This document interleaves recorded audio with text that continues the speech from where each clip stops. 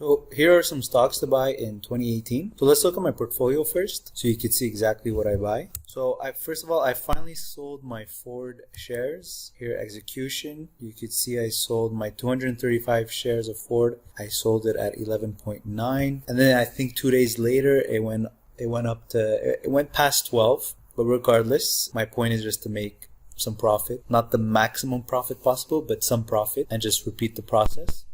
And in fact, let me show you how much I made exactly from Ford. And I think I've had it for 6 months. So let's calculate together how much I made exactly from Ford. So first of all, I have 235 shares that I bought at 10.91. I sold at 11.9. So the difference is 99 cents times my number of shares. So in dollar wise, this is how much I got from Ford, and let's see how much I spent. So 25.63. So just from the shares, I made about 9%. I made about 9% in 6 months, but from that I should remove the fees. I spent about, here, let's put the fees here. I spent about $15 because I bought twice and I sold once, so $5 each time, so $15 of fees. But I also collected dividends. So let's look at account activity. So dividends. So Ford, I got $29.97. So I got, let's say, $30 of dividends. And I had also bought options. So I also bought Ford options that you could see here.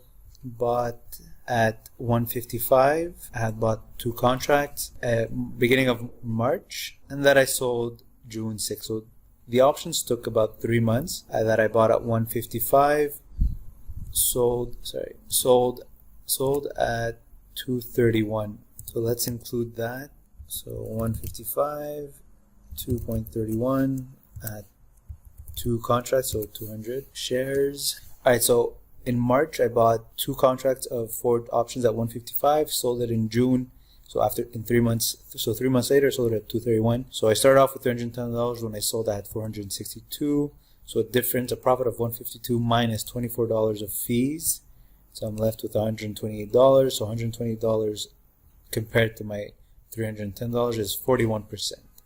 So 41% in 3 months, just from Ford options. Now, I decided to put a small amount, but anyone else could have put $1,000 or $2,000 and they would have still made the 41%, or even more, because $24 on 152 is a big chunk, but $24 on a bigger profit would represent a smaller percentage. So yeah, in my case, this was my gain, 41% plus 9% from the shares. But this took about 6 months. Actually, let's double check. So sold Ford shares June 6th, but I bought them February. So they took about 4 months actually. So this took 4 months. 41% in 3 months and 9% in 4 months, but both related to Ford. If we combine them together, so let's say, where's my profit? I think so it's going to be this minus the fees plus the dividends plus from the options. So that's my total dollar profit. How much did I put in? I put in $310 plus this amount here. So my gain after fees, so 13%, made 13% in 3 to 4 months, let's say. So I'm okay with that. I just repeat the process. As long as it's profitable trades, I'm happy. As long as I can repeat them throughout the year. I mostly have profitable trades than losing trades. Maybe out of 40 or 45 trades, I have 5 trades that I'm still holding on to because they're at a loss position. So let's look at the rest of my portfolio. So I bought Pepsi this week at $100, closed at $102.49, 2% profit. Probably going to sell at $110 because I only look to make 10%. It's probably going to go higher to 120, but it's probably going to take longer to reach that amount. So I'm okay with selling at 109, 110, and collecting dividends while I'm waiting. I think the 52-week high on Pepsi is in the 120s or 130s. Let's check quickly. Pepsi 52-week high is 122.51. Right, so let's go back to the portfolio. So my Procter and Gamble shares that I had at 74 closed at 77 with a 4% profit. Probably sell in the 80s. Let's see if I have an order to sell Procter and Gamble. No, I don't. So I could probably place an order. At the same time, I could show you how to sell. So if I want to place an order on Procter and Gamble, just simply click on it, click on the sell button, and then automatically gives me my 6 shares limit type. So here I put in the price. I want to sell at, let's say 85. I bought at 74. Let's say 85. Good till canceled. Account TFSA, and then I want to sell. Let's just see what that gives me. 85 divided by 74, 14%. Yeah, I'm okay with that. Although it is a small amount though, $444. What was it, 15%? $66 minus fees, 56. Well, that's what I get for putting a small amount. So yeah, I'm gonna stick to 85. Sell, order confirmation. So 6 shares at $85 will give me $510 minus $495. So send order. And I guess I can do the same with Pepsi. Pepsi, I'll probably put it at 112 or 115. Click on it, click sell, 10 shares, limit price, 112, good till canceled, sell. It's gonna give me 1120. Send order. And while I'm waiting, I'll collect dividends. So I don't only make a gain from buying and selling, but from holding and collecting dividends. So if I go to my RSP, I still have my dividend 15 split corp that dropped big time, 5.17. I think I put an order to buy some. No, I didn't. So I'm actually considering of buying some more. I have 568, so maybe I'll buy $500 worth of dividend 15 split corp at around $5. Oh, I did put an order, but it canceled on the same day. Yeah. I bought some WestJet Airlines at $20. It closed at $19.90. And I still have my Walmart shares that I bought at 86, closed at 84. If it drops below 80, I'm going to buy some more. I also sold my Tesla. That I bought at 250. I sold at 325, which gives me a percentage gain of divided by 250. So that's 30% return. And let's see in how much time. Let's go to our account activity. So I bought Tesla March, end of March, so let's say April, sold June, so 2 months. So that'll be the tagline on my thumbnail for sure, 30% in 2 months. So yeah, so now I've got about 1,000 Canadian in my RSP of buying power. Probably gonna buy some more dividend 15 split corp. And in my TFSA, I sold 4 that I had almost $3,000 in. So I've got about 3,800 available to buy in my TFSA. Not sure what to buy yet. Maybe some Walmart if it drops. Maybe some more WestJet if it drops some more. If you look at my Investors Edge account, my RESP, I bought some Bank of Nova Scotia at 76. It closed at 76.36. My Enbridge is still trading around 40, which is annoying me. Let's look at my TFSA. Still got some Synovus Energy at 13 that I bought at 15. Enbridge still at 40. Hudson Bay starting to go up. Closed at 10.96. I bought at 13.50. General Electric that I bought at 17, a little bit too high.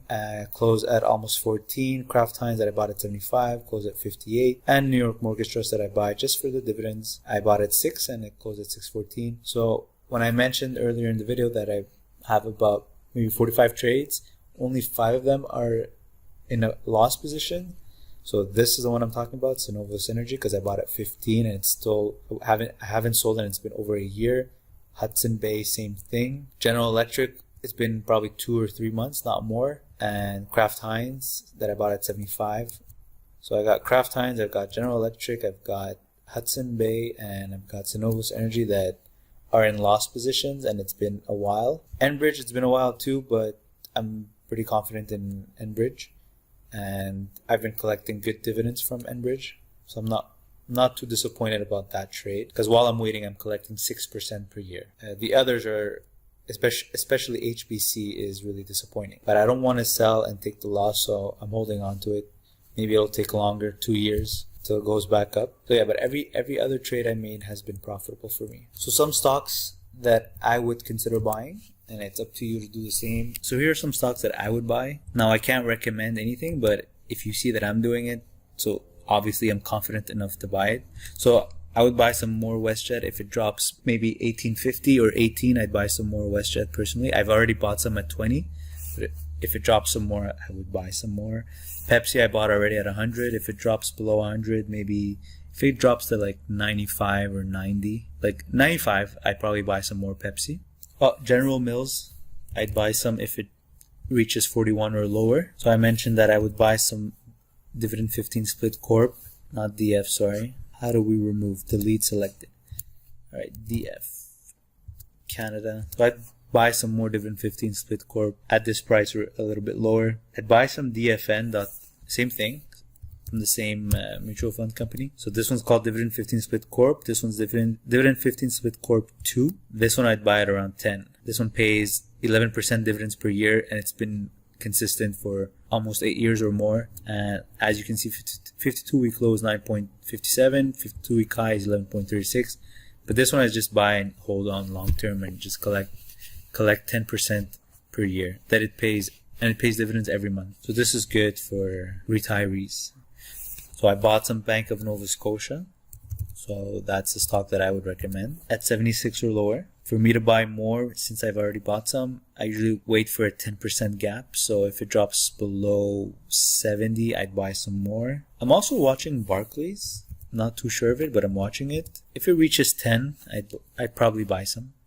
The Berkshire Hathaway, but the affordable one, I would buy.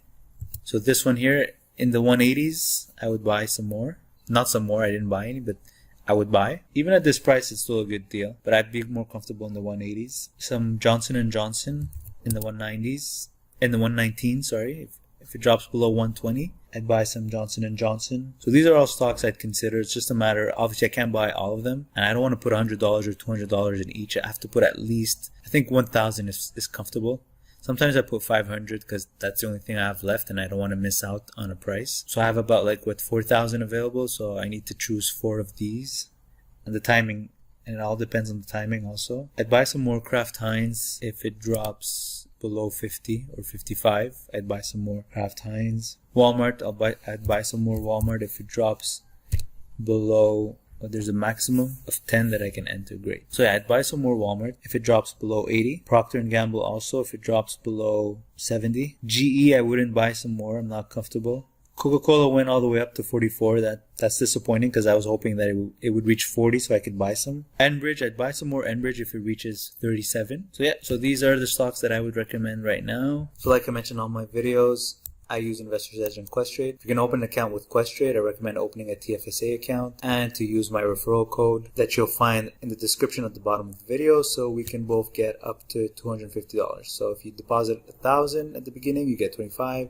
So depending on your initial deposit, that's how much we'll each get. So which one's better, Questrade or Investors Edge? They both have their advantages, but overall Questrade is better. I like it because of the US conversion. They use a better rate. CIBC's conversion is pretty expensive, and I find Questrade's interface is just easier to use. It's more fluid. It seems faster. It seems more real time. I like that it always tells me how much buying power I have. Well, you don't have that option with Investors Edge. You have to calculate how much you have left, how much you have available to buy. What I prefer in Investors Edge though is their research tool and interface. It's easier to use. It's easier on the eyes also, and just the interface looks sharp. They're both well priced. The trades for Questrade the fees for Questrade is $5 from $5 to $10 a trade, and for Investors Edge it's a $7 fixed. So Questrade is cheaper if you're a beginner and you're trading with a smaller amount. Investors Edge is cheaper if you're trading